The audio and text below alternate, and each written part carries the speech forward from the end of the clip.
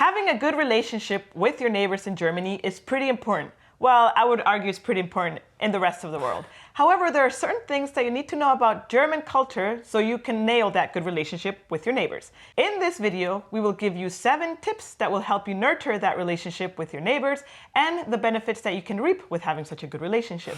Hey, my name is Jen and I'm from Guatemala. And mine is Yvonne and I'm German. And together we're from Simple Germany, where we help you settle into life in Germany more smoothly. Additionally to this YouTube channel, we also run our website simplegermany.com. There we have written in-depth guides on various topics that we don't all cover here on YouTube. So if you have a particular question, check that website out. In a study done in 2019 by a company called Bonova, they found out that for 68% of Germans, it is actually very important to have a healthy and good relationship with their neighbors. Because that actually impacts the happiness of life, generally speaking. Huh? Because obviously when you come home and you come home to trouble or worries around, that surrounds you, that impacts anything you do. Yes, exactly. Also, this study showed that 60% of people have actually succeeded in having a good relationship with their neighbors. So what is the number one or multiple traits that Germans appreciate in their neighbors? So I would say the number one trait that you should show is to be helpful. In German, it's this word hilfsbereit, and it literally means helpful, attentive, and just supportive. Yeah, so I would say this comes into play, for example, if you meet each other in the Treppe or in the stairs, and there you see your neighbor struggling to carry stuff. First ask, may I help you? And then if they say yes, you can help them with something. Yeah, maybe their groceries, they bought IKEA furniture, stuff like that. And the number 2 or the second trait actually is to respect the quiet times, to be kind of like a quiet neighbor, I would say. Well, it's more like that Germans want to or dislike having the outer noise, whether it's street noise or neighbor noise, come into their 4 walls. That's how we call it in German, die eigenen 4 Wände. Ah, okay. So it depends a bit, of course, on the insulation and how thin or thick the walls are, but quietness in general is very much appreciated. Appreciated. Yes. Okay, so let's jump into our tips. How can you actually nurture that relationship? All right. Tip number 1 is that when you move into a new apartment, you should make an effort to introduce yourself to your closest neighbors. Like, for example, we live on the 6th floor of an apartment building. We didn't introduce ourselves to like all of the neighbors, but the 2 neighbors that are close to us, we knocked and said hello. And I had to knock or ring the bell a few times because obviously sometimes they're not there or whatever. And just introduce yourself, tell them your name, your family, if you live with a family, where you're from, and that you're excited to be here. And if anyone ever needs help, that you're here to help. Yeah, you don't necessarily need to bring a cake or a wine or something, right? But if you happen to have something local from your home country, that would be like the number 1 bonus thing you could do. Wow, to impress them even more, they'd be like, oh, wow, whoa.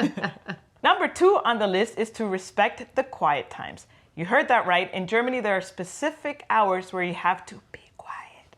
Yes, they're actually quite notoriously famous, I would say. And the times are during the day from 1 to 3. And we don't really have a siesta like in Latino countries, but still 1 to 3 is quiet hour, meaning like no loud music, no jumping around, ideally no vacuum cleaning, although that is another topic to discuss. Yeah. We don't really respect that.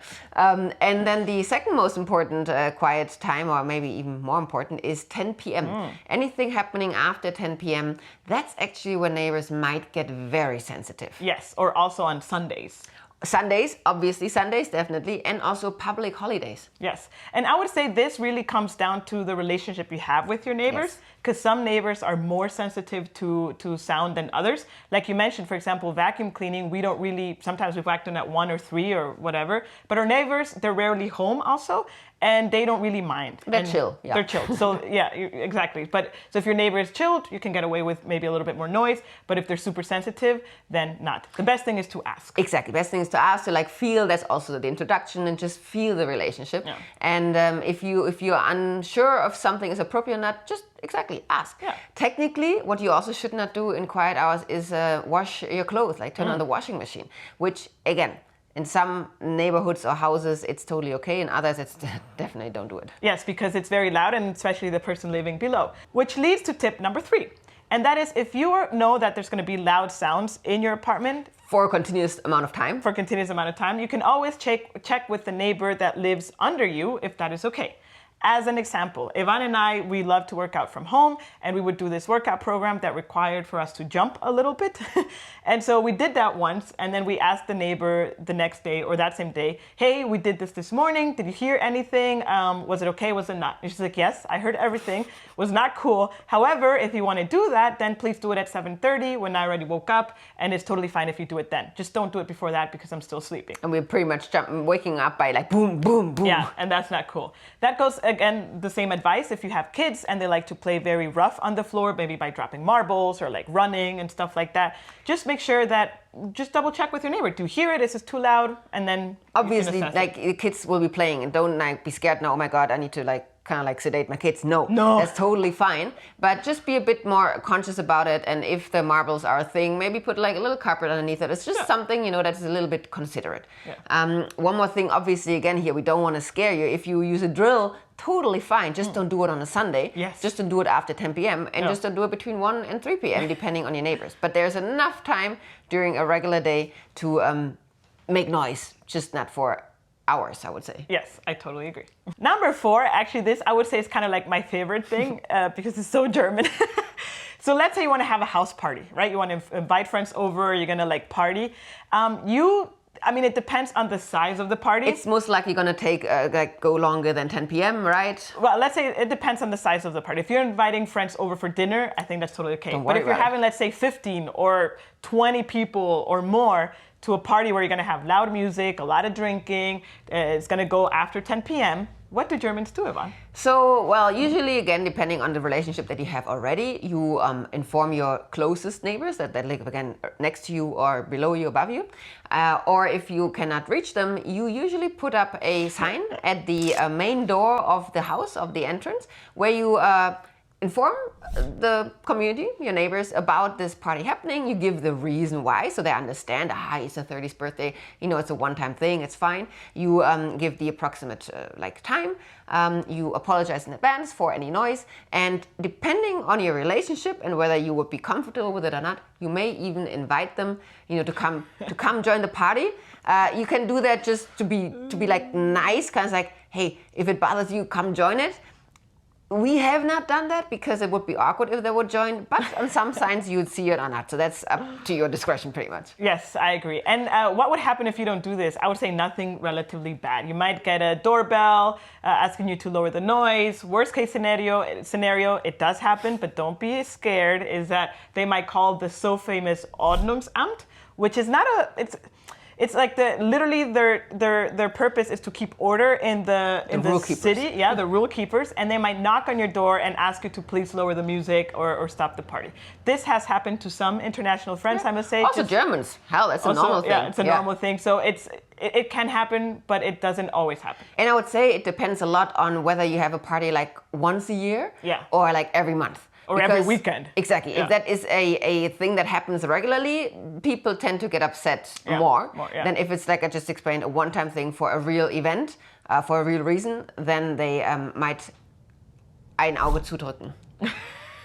They might like close their eyes and ignore that happen, I think is what you meant, right? Exactly, yeah. Okay. Number 5 on the list is what you need to consider if your apartment does have a balcony. Mm-hmm. So what do we mean by this? So generally speaking, barbecuing is very popular in Germany. However, not all Germans appreciate the smell of barbecue, especially if you use coil for that barbecue. So it's very also common that if you have a balcony and you want to barbecue on that balcony with coil, you ask your neighbors if that is okay, if the smell doesn't disturb them. You should also check your rental contract, because sometimes that's actually like a side note in it, whether it's allowed or not. And if it's allowed, that's only with an electrical grill. But depending on, sometimes the balconies are so close that you can literally see your neighbors. In that scenario, just, observe them, what they are doing. If they are barbecuing, copy them. If you're not sure, just talk to them, Yeah. And again, here depends on your relationship. Just a question, does it bother you? If so, what time do you prefer? Whatsoever. It also depends on how giving or how adapting you want to be, or whether you just want to do your thing and the relationship is not as important, right? Yeah. Also true, yeah, definitely. And like you already mentioned, a lot of people actually, they get an electrical grill because with that one, you still have the smell of vegetables or meat, but it's not as bad. It's fine, but it's not as bad as the coil. The smoke is at least not there. Yeah, exactly, yeah. If you're having fun with this video, you're learning some things, then please don't forget to like it. Thank you very much. And also subscribe if this is the second or third time that you're watching us and you haven't done so yet. And if you want to go the extra mile, you can always support us with a virtual coffee on simplejourney.com/coffee. Continuing with the program. Number 6 on the list is that if you are one of the lucky ones, I say lucky because unfortunately we don't have one, of having a balcony or garden, and you like plants and having a lot of plants, just make sure that they don't overgrow into your neighbor's garden and balcony. Meaning like trim your bushes in the garden or whatever like plant that can overgrow and just take care of them. You know, that's very important actually. Yes, I totally agree. Number 7 on the list is that if you do have a good relationship with your neighbor, you can always surprise them with cool things. For example, if you do your own marmalade or you bake your own cakes, you can always bring that to them. Also, if they prefer to eat sweet things or not, just as a sign of like, hey, I thought of you and here is a little something that I got for you. I think they appreciate that very much. That's definitely not a must. Like, please don't expect you have to do that. No. But if you are that kind of person, then, you know, share your joy. Yeah. And I would say very important, I don't know if this has been clear in all the points that we have said, but very important in Germany is to be transparent. Germans love actually to speak openly about things. So you can be direct, you can be transparent, you can negotiate things. I mean, like, for example, like the working out times, right? Like, don't do it at 6, but you can do it at 7:30. It is okay to approach the situations and talk about it. Don't feel like you're going to be like rude if you like mention it or if you ask about it. Completely the opposite. They will appreciate it more if you ask than if you don't ask and you just do it, and then it becomes probably a bigger problem than it should have been from the beginning. At least in the majority of cases. Yeah. And if you have trouble communicating because they also just speak German, you can always use like your phone to translate and maybe type it in English and show it in German. I mean, there's ways to do it. Might take a little bit more time, but it tends to be a fun adventure as well. So what are the benefits or cool things if I have good relationships with the neighbors? And I would say the benefits might be the same in any country, but it's very, very common here in Germany that if you have a good relationship with the neighbors, that you may ask them to water your plants while you're on vacation. Yes. That they may check your mailbox also while you're on vacation. Generally speaking, some I would say communities, they would like to have access to like a flat in case anything bad happens. And if it's a trustworthy relationship, you can leave the key with them, right? That really depends on the community. But another benefit, especially in nowadays time, is that your neighbors receive packages for you that you've ordered when you might not be there. You know, that's actually very convenient. Yeah, super convenient. And the thing also, of course, goes the other way around. Like, for example, the other day, our neighbor was injured, and we have a lot of stairs here and no elevator. And she asked us if we could go to the pharmacy and get her medication, which of course we gladly did. And that is a very common, you know, give and take and sharing and making life easier, which again, sounds simple, it just takes a little bit nurturing. Yeah, it takes nurturing and some time. Also, we benefit from our neighbors watering our plants, also checking our mail. So yeah, the benefits are great because you have that confidence that the people living around you, actually you are like a little community helping each other out, which is really cool. Which leads to, if you want to make friends in Germany, actually introducing yourself to your neighbors is the first step, because you might find really cool neighbors that you can party with and stuff. But we have more tips on that on our video on how to make friends in Germany, which you can check out next or in the card that's showing up now. Until next time, cheers!